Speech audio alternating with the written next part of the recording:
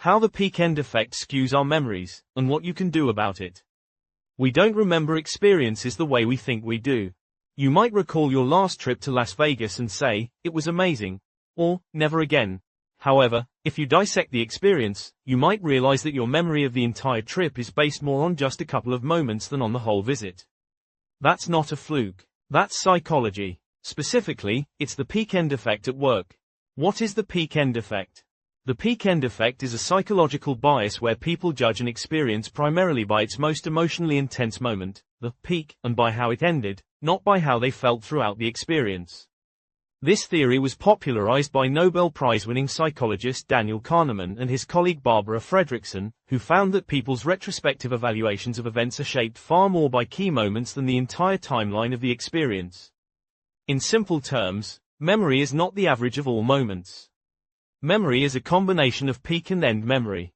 This explains why two vacations with similar itineraries can be remembered completely differently based on just one moment of ecstasy or one terrible ending. The Vegas case study. Let's say your most recent trip to Las Vegas included the following. Day 1, long flight delay and cranky taxi driver. Day 2, won $500 at a blackjack table and felt invincible. Day 3, long, hot walks along the strip and some overpriced meals. Day 4, got food poisoning from a late-night taco. Day 5, had a relaxing spa morning and flew home without issue. How will you remember this trip? It depends heavily on your peak and end. If the win at the casino was your emotional high point and your spa day smooth departure made for a pleasant ending, your brain may classify this trip as a win, even if 70% of the time was average or frustrating. Flip the scenario. If the taco incident was your peak moment of misery, and the end was a stressful TSA line or a delayed flight, you might walk away with the sense that Vegas was a disaster, even if most of the days were fine. Why it feels so real, but isn't. Your brain is built for storytelling, not for data collection. We compress our experiences into highlight reels.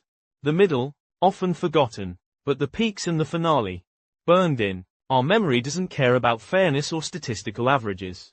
It cares about emotional weight.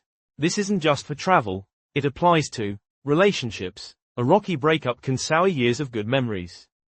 Jobs. A bad last project or tough final weeks can erase years of accomplishment. Movies. A boring ending can make a decent film feel like a waste of time. How the peak end effect warps travel. Travel is particularly vulnerable to the peak end effect because it's inherently emotional. You spend money, time, and energy chasing joy, escape, or meaning. That emotional investment amplifies both the highs and lows. Think about your favorite vacation. Odds are, you're remembering the best moment and the final impression, not how bored you were during the layover or how much time you spent looking for your rental car.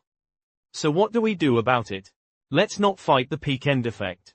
Let's design around it. Here are some practical tips to use it to your advantage, especially on your next trip to Las Vegas, or anywhere else. 1. Intentionally create a peak. Don't leave your best moment up to chance.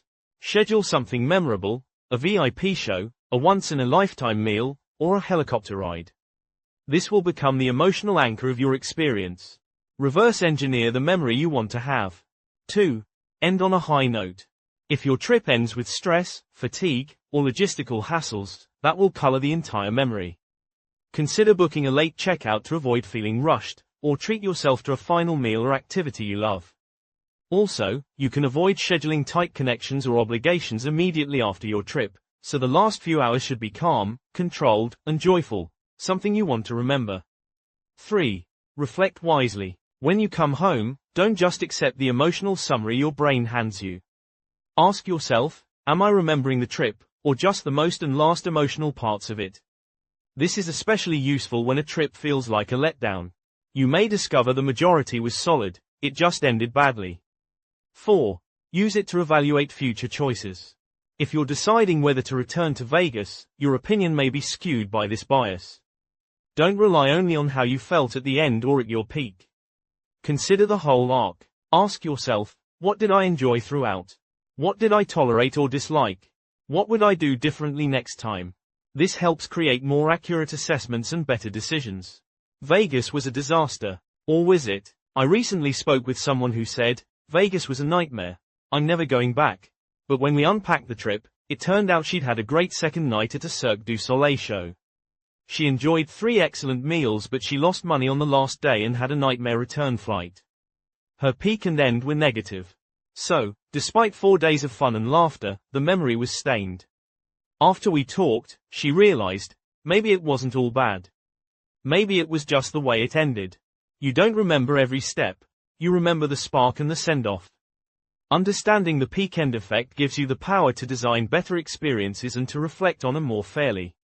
So, whether your Las Vegas trip was euphoric or exhausting, take a second look. You may not need to change your travel plans next.